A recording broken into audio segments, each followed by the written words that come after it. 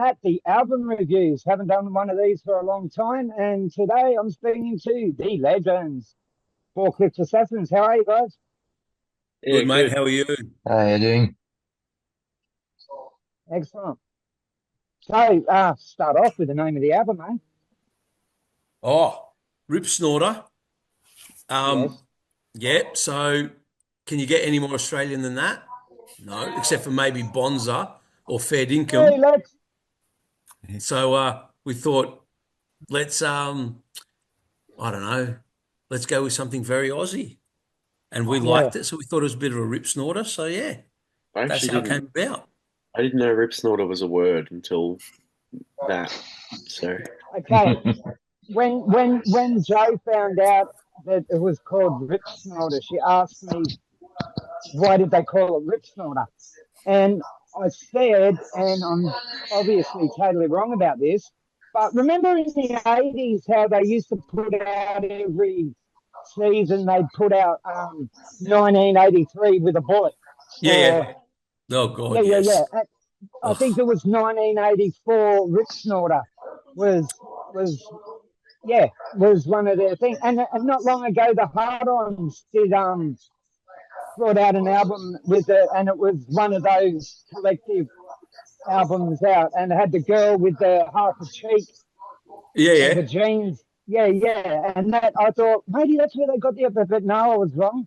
No, no. So It's just we're just vibing on the whole. We're Australian, and we know that people overseas are going to be sitting there going, "What the hell is that word?" And we'll have no idea what the hell we're talking about here.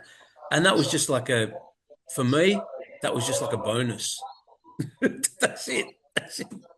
Because excellent, it's such an yeah. Australian, uh, I don't know, bit of slang that no one else Mm, knows what the hell it means. And it's great. So people will mm, be asking you, what does this mean? And you can tell them that, it just kind of means good. It kind of means like yeah.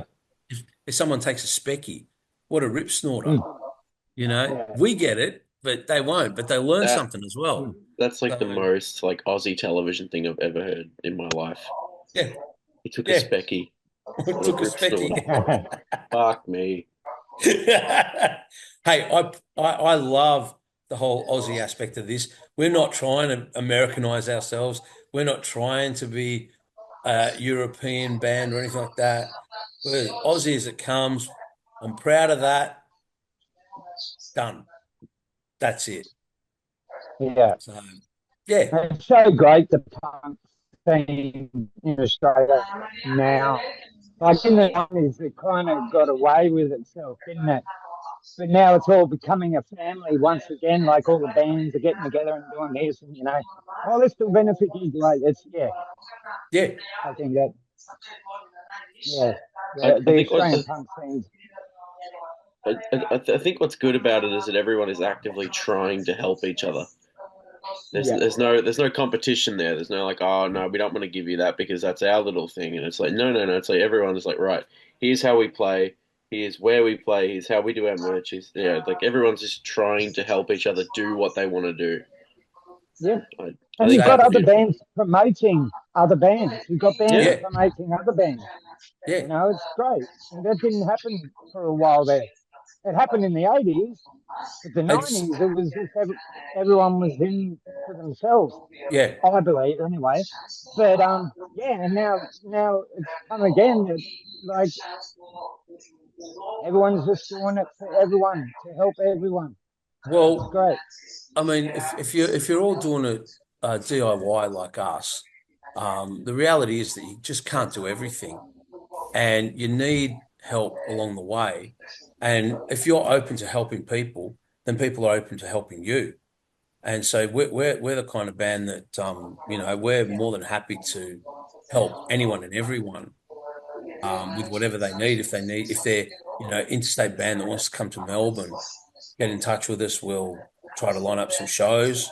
Um, if people ask me, where'd you get the merch? Where'd you get the artwork and stuff like that? I tell them because it helps. It helps other people who are, part of the music scene without necessarily being musicians. Some of the artists that get involved in doing videos and artwork for the bands, photographers that get involved in taking photos. But all these people who are on the sides of the music scene, they get help as well. So you build a reputation for being a helpful band, and then when you reach out for someone else to help you, they're like, "Fuck yeah, man, no problem."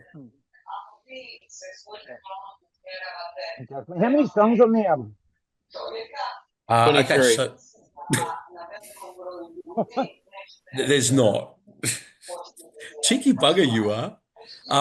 We have 10 songs on the album, and then there's one uh Bonus? extra Recent. bonus song. Yeah. One bonus song that's only on vinyl. So you can't hear it anywhere else. So the vinyl has 11 songs, but the digital album has 10. Goes a bit over half an hour. Okay. 31 minutes, according to Spotify. Oh, there you go, 31 minutes. With the bonus song, do you know you're getting a bonus song? It doesn't actually say bonus song. It's just the 11th song, but we've made it pretty Yeah. clear that there is an extra song on the vinyl because, like, it's not much, but it's a little bit of a thank you to those people that are prepared to, buy Yeah. vinyl because vinyl's expensive. Vinyl was expensive for us to make, and because of that, vinyl is expensive to sell. Not everyone can afford it. Not everyone wants it. Not everyone can play it these days. So, as a thank you to those people that made the effort to buy it, we give them a little bit of something, which is a bonus song, which will never be released digitally unless someone else, puts it out on their playlist or I don't know, freaking records it somehow, digitizes it, and then puts it out themselves. Yeah. We'll never do it. It's a great song. There's nothing wrong with it. It's not one of those, fuck, what was that song? That Nirvana song? Shit. That, they had a secret song on, I think it was Oh, Never mind. fucking Utero. endless, That was, nameless. that just shit house. Oh, Like, come on. Yeah. I love Nirvana, but that was just shit house song. There's a reason why that was a bonus song. This one's a decent song. The only reason it's a bonus song is it's very, very old. We've been doing it for nigh on the whole time we've been a band. And we never really did anything with it. And it kind of no longer really is what we do anymore.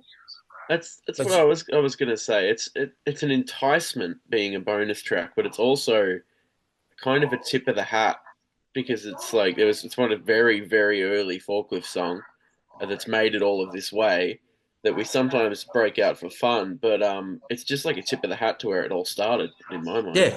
yeah. That's a really good way of putting it. It's called Excellent. Sods. Yeah. Okay.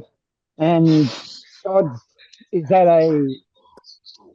fuck, I'm going to be a dickhead dictionary here. Acronym? No. Yes. Yes, It's I've got the right word. yeah. And I'm embarrassed to say what it actually stands for, but here's why I don't it even really know this.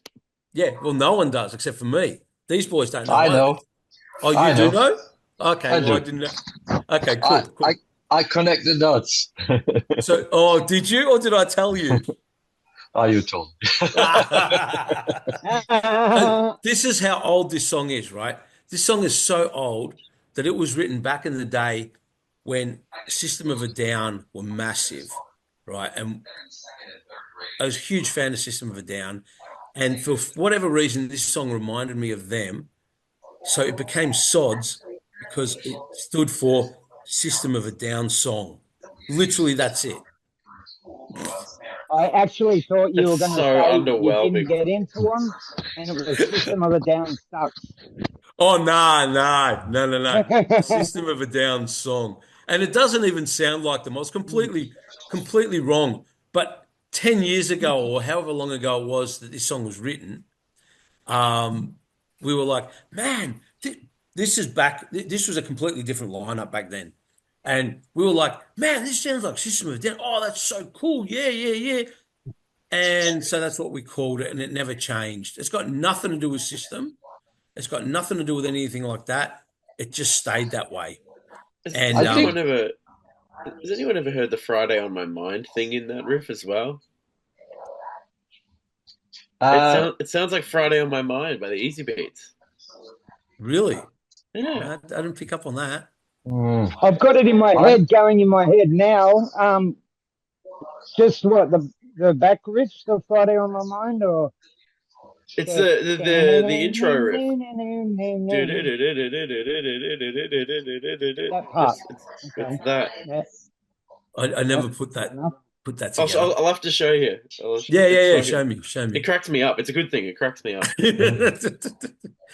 Anyway, I think, but then you've got that thing like everyone can say, "Oh, did you hear that AC/DC part in that song, or did you hear that Angels riff in that song, or something like that?" Like every song's got a yeah, sound of another song, really, doesn't it?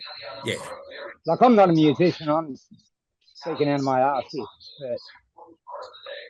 But that's yeah. true that All right, so your influences come out in everything that you do.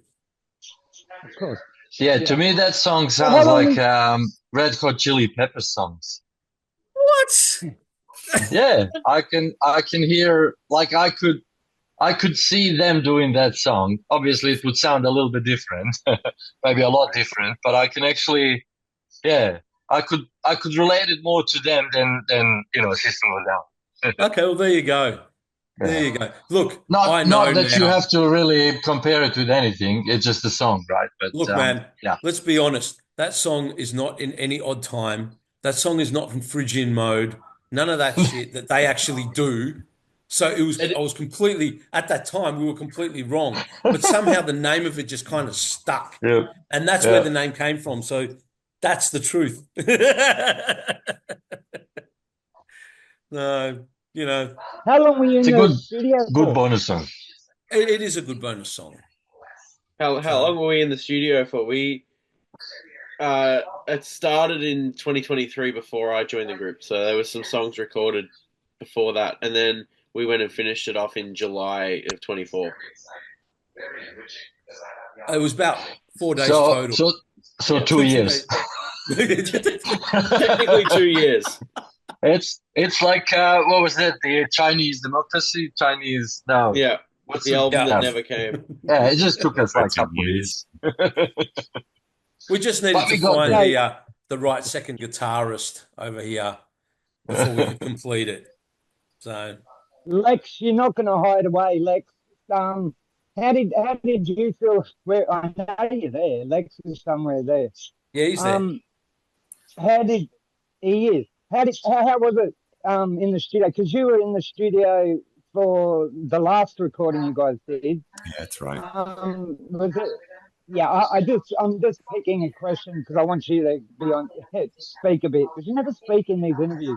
I want you to get it. How was it in the studio? Different? Was it any different to last time? Definitely with Adam. Him bringing kind of a new. Definitely think he brings just a new dimension to the band. There are a lot of youthful energy as well. Oh, you. Yeah. So yeah, Josh Adam makes all the difference. He brings. I brought. Thank you. I brought hand claps. Oh, yeah, that too. and a different guitar tone. Yeah. So, not a good one, just different. Yeah, no, not a good one, just different. I didn't say good, I just said different. Yeah. I just wanted to be clear on that. Mate, that goes without saying. Yeah, good is different. But Michael, I think you're probably the only person I can ask this. Was it going into the studio on this one, did you go in to do anything different? Was it totally different than any of the past recordings, or did you go in the same way you've gone into the studio every time? The only difference, Matt, was we went in faster because what happened was, as Adam said, we already had half of it recorded. We were going to release it as an EP. We got in touch with Vinyl Records and to see if they would be prepared to go halves or to help us actually do a vinyl release. And they basically said, they took a listen to the songs and said, yeah, we'd be keen, but we don't want to do an EP. EPs don't sell. You need to do a full length. So I'm like, okay, we had a little bit of other stuff already going, cooking away in the background. And I said to them, all right, give us some time. Let's see what we can pull together. So we kind of had to hurry a little bit. We're a bit under the pump to get the new songs written and complete and produced and rehearsed. So everything the second half of that happened a lot quicker than what it normally happens with us, in that we usually rehearse up the songs until they're like literally in the hands and we don't have to think about it, right? We rehearse until they're ready to go. And then we go in the studio because the studios cost you money. It's time that you pay for. You don't want to spend time fucking around in there. So you get all that shit sorted in rehearsal and then you can go in there and just record. This was done. We weren't quite there. We were close, but we weren't quite there. But we had to do it. So we did it and it worked out really well because, I'll give anyone $1,000 if they can pick which songs were done speedily and which songs were done taking time. You know what I mean? There's no difference in the recording and the end of the recording. There's no difference at all. Was there any sort of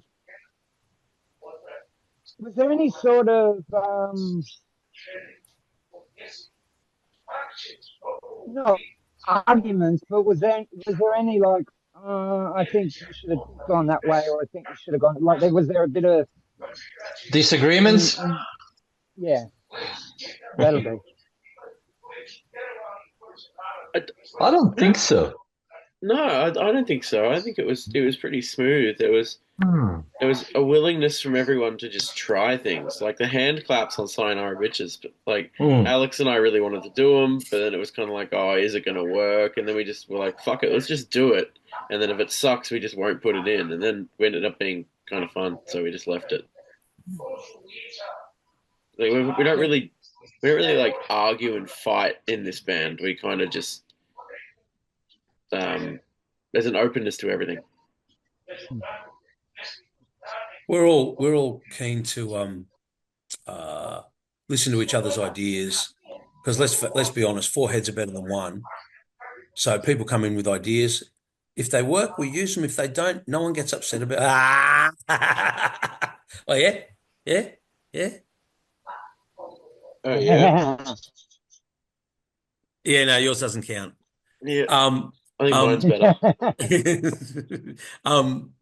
Yeah, we're just open to trying anything, and we also understand that some things might not work, and people don't get all precious about it. It's like if it doesn't work, it's okay. We move on, or we use it and make it work for something else.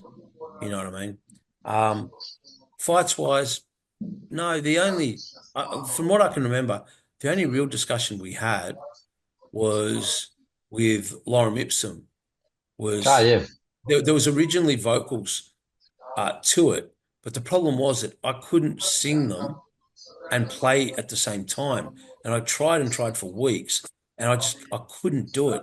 And then Adam came up, turns around and says, maybe we could try it as an instrumental. And so we did it as an instrumental, which worked fine, except that it didn't feel instrumentally. And so then Sandon came up with the idea of chucking some, I don't know. Like news reports or something like that. That was the original idea. Yeah. And then Adam went and found a whole bunch of these really interesting little tags, and we chucked them in appropriate spots. And the song came out really well. You know, I mean, it's Lex's favorite song. So it's doing something right, you know, and it's a good strong start to the album. Shows a different side to us as well. Yeah. Yeah. So if you do it as a live song, is it just going to be instrumental, like at the beginning or something? Yeah, we have toyed with different ways to keep those samples in the song, but we figured if we're not doing, we don't play with clicks or anything like that. We we have to like have some kind of sample pad going, and it's just extra work. One of us would have to trigger it while playing at the same time. And the other night though, we played, and I did do the Donald Trump spoken intro, but it was just me doing it, and that was kind of funny. It was. Kind of really didn't get to the answer of how long you were in the studio for. So It's about 4 days total. 4 days, right? Excellent. Any favorite? Okay, each of you will do one each for each of you. Favorite song on the album? Who wants to start? Mine's changing every day. I said recently it was Lost in This Place. At the moment, it's probably Living on the Edge. It's just like it's changing all the time. I'm overexposed to it as a whole now. And everybody on Facebook would actually know what your favorite songs are because we've all watched those posts. Yeah. But I was just wondering if that had changed. Yeah. Well, for me, I'd have to say it's still probably Wheelman, but it's a really, really close call between Wheelman and Sayonara. Those two Sayonara Bitches, those two songs for me are just like the cream of the crop. You know, there's something about those two songs that really just works for me. You know, maybe it's the rocky element of them. I don't really know, but there is something about them that just hits the nail on the head for me. But at this stage, still Wheelman by just that much. Yeah, for me, it's still Living on the Edge, I think, but I don't mind Lorem Ipsum either because it's a good song and it just yeah, I think just because it is an instrumental, I can't put it in front of some other songs on the album. Just like trying to be realistic about it. Not many people really listen to instrumentals these days. But Living on the Edge, just because it's yeah, good rocky song. Another one, another good rocky song, Yeah. and it's got some funny lyrics, and yeah, I just thought that was yeah, an interesting song. So yeah, my favorite still. Yeah, Laura Ibsen and I'll even throw Wheelman in there for me. Just both very I have a lot of fun playing them live. Really pretty exhilarating tunes too as well, I'd say. They seem to go down pretty well. So yeah. See, funny fact about Wheelman, which I'm sure Alex will remember, not sure about Michael. That one was supposed to be our instrumental song. Yeah. When we first started playing that riff in rehearsal, it was like you said, like, oh, we need an instrument. Well, not we need, but it would be great if we had an instrumental song, and this could be it. However, then you went home and wrote some lyrics to it, and it's it couldn't really be an instrumental from then on. Okay, so, yeah, you're right. Was seriously, I could probably even find that original recording from the rehearsal on the phone, and it was meant to be an instrumental. You know, you just felt good about it, and at the time, but again, then you ended up writing some lyrics for it. Right. Okay, so I definitely don't remember that. You're right. I don't remember that ever being instrumental, but I do remember listening to the instrumental version of it over and over because I really liked it, right? And I listened to it over and over, and then it just clicked with me that this song could be, it would be a great song about like a car chase or something like that because it really had that feeling of moving forward, of speed, of rushing, of going for it, and I just had like the music would create images in my head of a guy wearing a fucking balaclava, gloves on, fucking hooning somewhere with all these dudes behind him shooting at people and shit, and I'm like, oh fuck, that'd be great. And then it took me a little while The lyrics didn't come, just like that. It took me a little while, but they came, and yeah, I still love it. It just worked, you know. Even with the breakdown section, the whole thing changes from the perspective of the car chase to the perspective of the driver and what's going through his mind, what he's thinking about, how he's reacting to the situation. Because in a situation like that, you'd have to react very quickly. So how he's reacting, and it just it just worked, and I just fucking loved it. So was there any songs you wanted but didn't make the cut? There are now. Yeah, there was like one or two that were in faint workings around the time we made the record, and then within about a month or two of us having finished it, there are a couple new songs.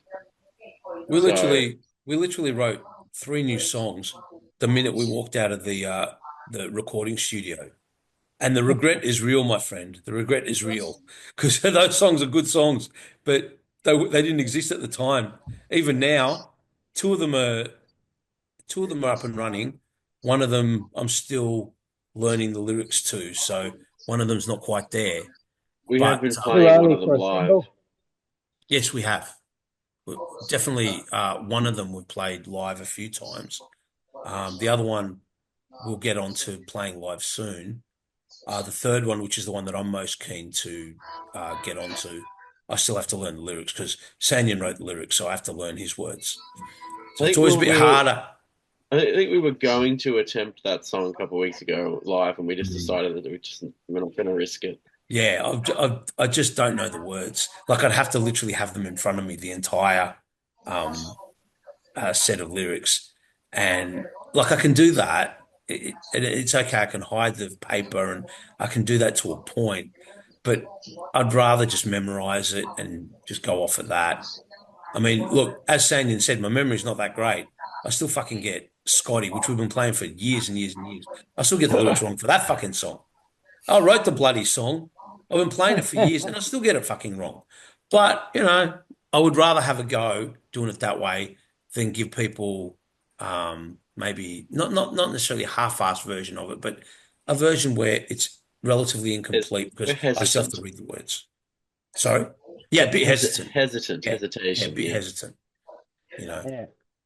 Hey, this has got nothing to do with anything, but you guys brought up Nirvana before. What do you reckon about Post Malone on vocals?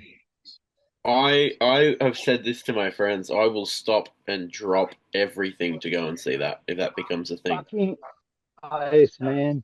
Fucking oath. That cunt is amazing. The two bands that I would just like drop my entire life to go and see would be Nirvana and the Mars Volta. Oh, really? They're like the two. The second either one of those announces anything, I'm there. Well, Nirvana won't announce anything. Yeah, well, they have. They're supposedly coming out in the next 6 months, with Post Malone on vocals. Yeah, it's looking like it's going to be a thing. Yeah, no. I really have. Right, I saw Nirvana up on the Gold Coast with Violent Femmes in '92, I think it was, and no, I don't know. I thought Nirvana was a local band at the time. Really? Oh, yeah, I thought they were like, oh, why did Violent Femmes pick these dudes, man? They are shit. And, yeah, I was so embarrassed. I spoke to these people later on the bus trip home, and I said, "Did you hear that other fucking band with them?" Like, who were those guys? They'd have, there must be a Gold Coast fan or something, and they go, "No, that was Nirvana." Right? Yeah. Had you heard of them before? I'd heard Nirvana before. I knew there was a band called Nirvana. It just didn't connect. It didn't. It didn't connect. Right. I wasn't in the grunge. Yep. I fast forwarded grunge on turned off the radio and everything. It's not my style of music at all. I would rather listen to R&B than grunge, really. Right. Fair enough. Yeah. So, and I would hate to listen to R&B. okay, shit. Says a lot about grunge then. See, I grew up on grunge, and like grunge for me was in the early 90s was the pinnacle, but not Nirvana. I liked Nirvana. I had no issue with Nirvana. But I was more into definitely Soundgarden. I was a massive Soundgarden fan. But also Alice in Chains, massive Alice in Chains fan. But Lane Staley, I mean, no one can sing like that guy. Like even Chris Cornell, who was a fucking amazing singer, got nothing on Lane Staley. So those two bands were. Oh, and also Temple of the Dog. I don't know if you guys have heard of Temple of the Dog. Well, that's Pearl Jam, Soundgarden. Yeah, so it was like a who's who of the Seattle grunge scene.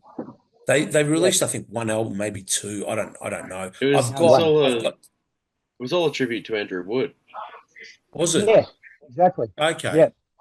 I think they only toured once too. I think they only did one tour or one gig, maybe. Maybe. I'm not quite sure. Because they were all busy with all the other bands. But it was like Hunger Strike is one of the most is like one of the ultimate grunge songs. It's phenomenal. And you got both of them, Chris Cornell and Eddie Vedder, singing on it. Fuck, you can't go wrong. Now, I was never a huge Pearl Jam fan. Didn't mind them, but could take it or leave it, right? But have the two of them together singing on the same song. Fucking Matt Cameron on drums. Forget about it. You're done. Right there. Those two singing, Matt Cameron on drums, it's going to be good. Simple as that. So, but yeah. So I loved grunge. But grunge was sort of the starting point for me with regards to starting to get into more guitar-driven music. Then I started finding out, started listening to Iggy Pop, Ramones, Misfits.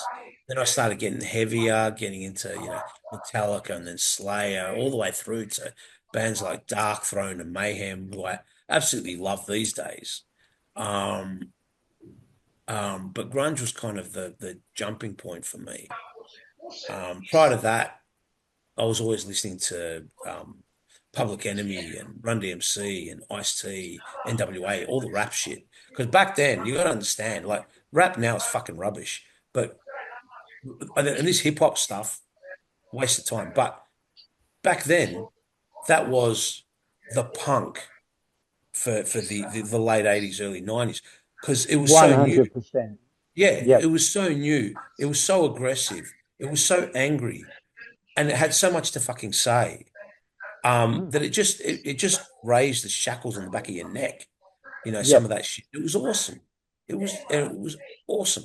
I feel like it lost its way, and now it's almost a parody of itself. But those days, it was amazing. Well, I think back in the Run DMC and NWA and that, like that was the same. They didn't go in it for the money. It was the same as the Circle Jerks and Fear and everything.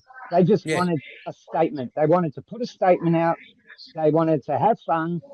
They knew they were going to make fucking nothing from this. Like, you know what I mean?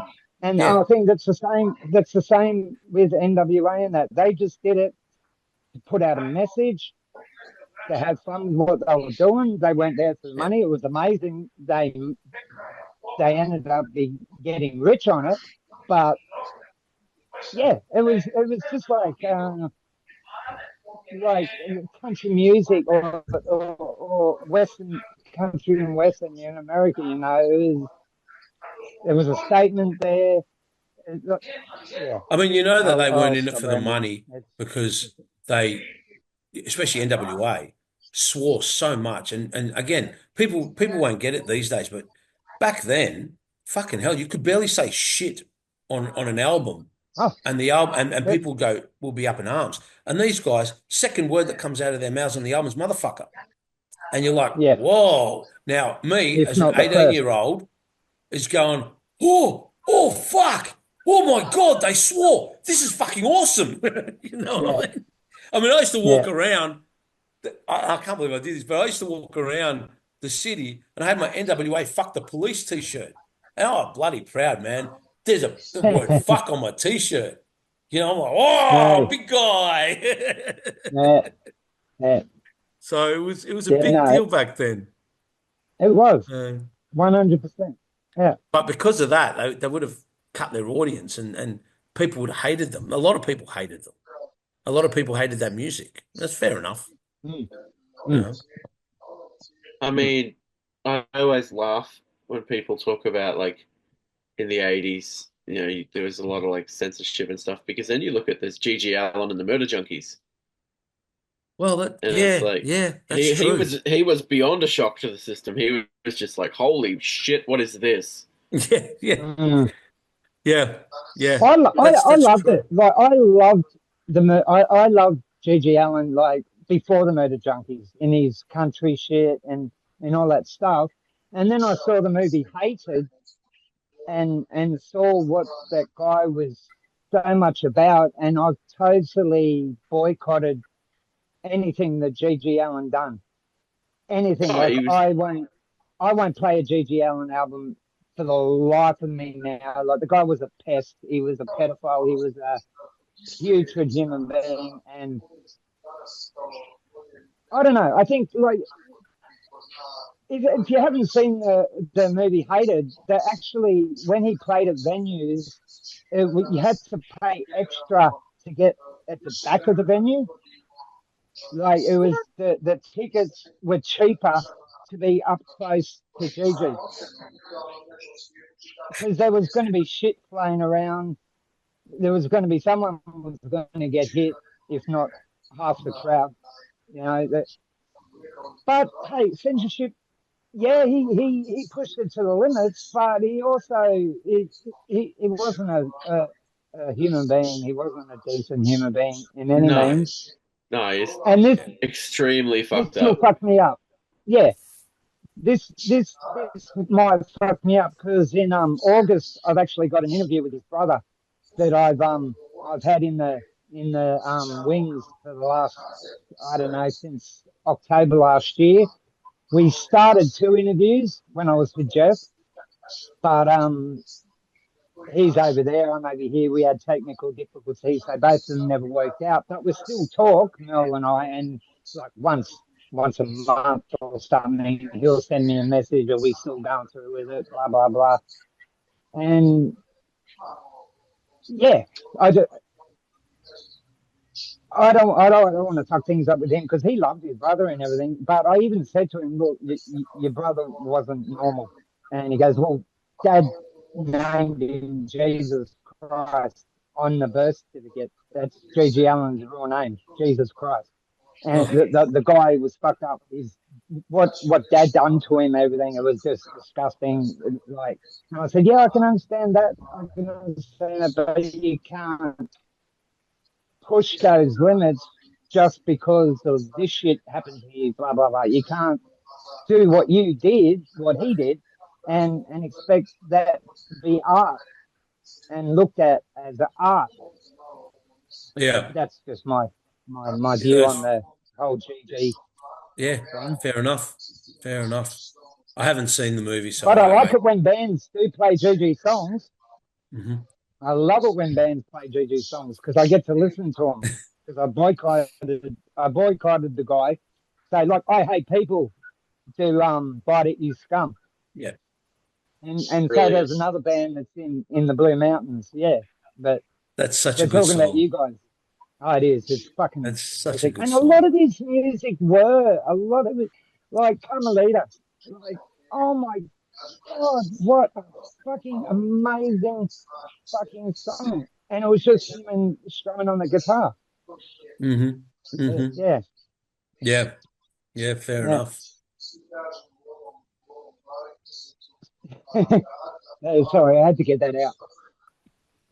I've just got this hate towards the guy. I know he's dead, but I've just got this real bad hate towards the guy after seeing what he did. And that's not punk, right? You guys like we're all the same age, well, most of us here. You know, we've seen a lot of shit. that's happened in the punk scene throughout the years.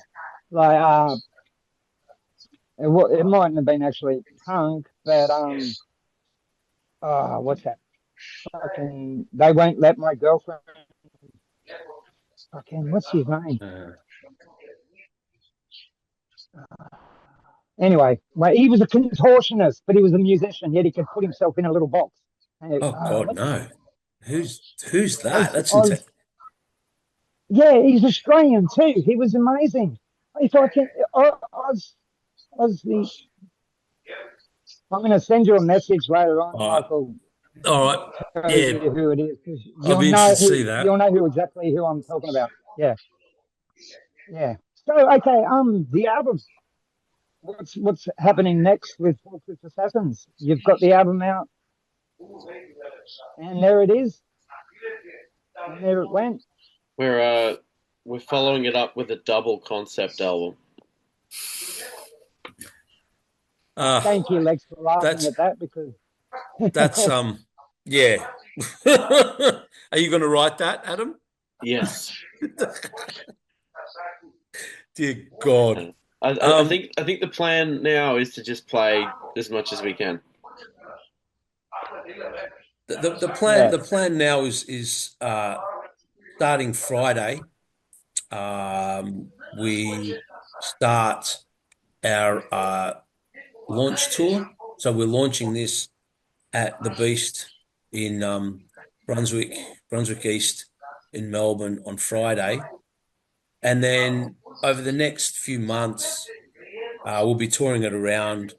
So we'll be doing some regional shows in Victoria, coming up your way, Matt, in April for some shows in Sydney, Wollongong, getting over to Queensland for some shows.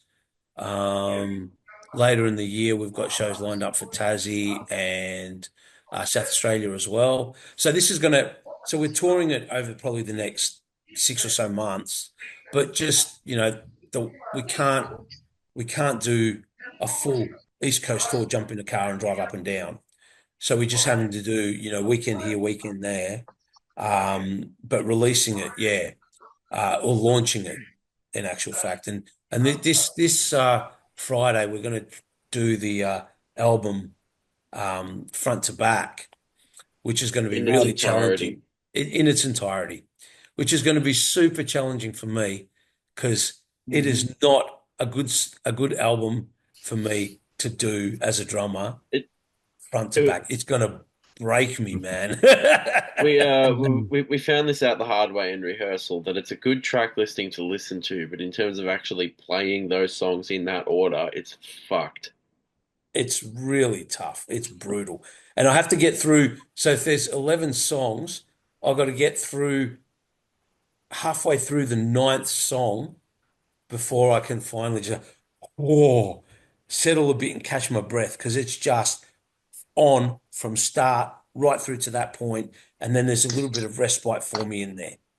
But by that stage, we're almost at the end of the set, and so it's like all the hard work's done now. Yeah. But man, but I'm don't get me wrong, looking forward to it. It's going to be heaps of fun to do. It's going to be a shit hot gig. We've got some great bands playing with us, and Reasons Why and Kagan. Yeah. So it's going to be great, but it's just going to take physically, it's going to be pretty demanding on an old fart like me. Whatever. I've said it a lot on my show. I've said this a lot on my show, that I believe the Young Guns and the Forklift Assassins are probably two of the hardest working punk bands in Australia at the moment. Thank you, dude. Except for Sean. I totally agree. I totally agree with myself on that one. Like, you guys are just, there's always something happening. Like, every time I go on Facebook, or I go on, some chat line or something, there's Forklift Assassins are doing something. Owen Guns are doing something. Yeah. We like to keep busy. We like playing gigs. We played a gig on Friday. That was our first one in 3 weeks. And I think all 4 of us said the same thing, that we're hanging a play. We only had 3 weeks off. We just can't seem to Yeah. have time off from it. We like doing it, It's not a chore for us. That's the fun part of being in a band is playing gigs, writing new songs, that sort of stuff. The challenges happen more at the back end, having to do all the organization, the preparation and stuff like that. But it's worth it for those moments when you put on a gig and it just works. You nail it and the crowd goes nuts and you just feel good about it, that you made some people happy. You gave some people some a bit of a thrill, a bit of excitement. They could forget about their worries for a while. They could, bust out and get excited about something. It's a good feeling. I think I know speaking for myself, but I think I can speak for most of us. I get really antsy if there's a couple of weeks between shows. It pisses me off. We get like 2.5, 3 weeks in, and I'm like, I'm bored. Can we play again? Let's go. And we're always doing something band related, looking behind the scenes, doing something, editing something to put online, or writing something new, or there's always something going on because we have to keep moving forward. Otherwise, we just sit and do nothing. I don't think being a lazy band, you're able to complain that you have not got your 0.005 of a cent off Spotify for one of your songs. If you're being lazy, if you're a lazy band, where are you going to go from there? Well, that's right. There's heaps of bands around that just, and I get this. They can't be bothered putting shows on. They just like someone to come in and put them on a show, and that's the end of it. And I get that, because putting on a show is a lot of work, a lot of stress, and a lot of angst.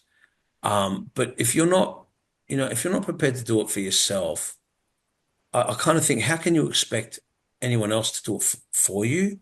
How can you expect to move forward and progress if that's what you're after? If you're after just playing an occasional gig and putting down some beers and having a good time every now and then, no problem. That's what you like. But if you're a little, I guess, more focused, then you've got to do it yourself.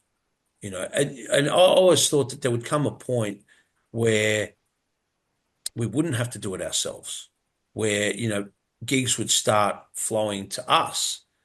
But if no one else is putting on gigs, there's no gigs to flow to us. So if we don't put on the shows, we don't get to play. And if we don't get to play, Adam gets all shitty and start stamping my kill feet. People. Even I got angsty. I couldn't believe it. I sort of thought, what the hell is going on here? I'm like hanging a play. It's only been 3 weeks and I'm absolutely hanging a play. And then that works for us though, because we actually put on a really good set. So that was good. But yeah, it's just the way it is with this band. Guys, this has been great. Thank you so much for coming on the show and having a chat. It's been always a blessing for me having the forklifts. Always been a blessing. So thanks for having us on, man. It's always great to have a chat with you, brother. Worries, anytime, absolutely. Michael. Can I just mention just at the end here that we still have vinyl available for sale from the record label Vinyl Records, VINIL. Just go to their website. They've got the Clear Splatter records for sale there. You can jump on our Bandcamp if you want the color regrinds, or the I should say the unique color regrinds. They're on our Facebook page. Not Facebook, sorry, Bandcamp page. They're available as well. Please jump on, grab them. You can also get the digital version there as well. So The vinyl's also available at our shows. If you come and see Yes. us play, you can come and see us. Yep. Come grab a vinyl, or not. Yep. Grab a stubby holder, or Yep. whatever you want. Fuck. But Grab come a and talk to sticker. us at our Yeah. gigs. But thank you very much for having us on, Matt. Really appreciate your support, dude. Really Always a looking pleasure, forward to mate. catching up with you face to face. Giving you a big hug when we see you in a few weeks. Yep, will do. I think I've seen you twice in the next month or so. Probably. I think, yeah. We're getting out your Where's way a the- little bit this year. Yeah. I'm pretty sure the Dead Way and another one you're doing. Just the launch in April and then Deadway in July. Yeah, And- yeah, and- there's two, yeah. There's the potential for more. Yeah, always. Stay tuned. Yeah. Anyway. Why not?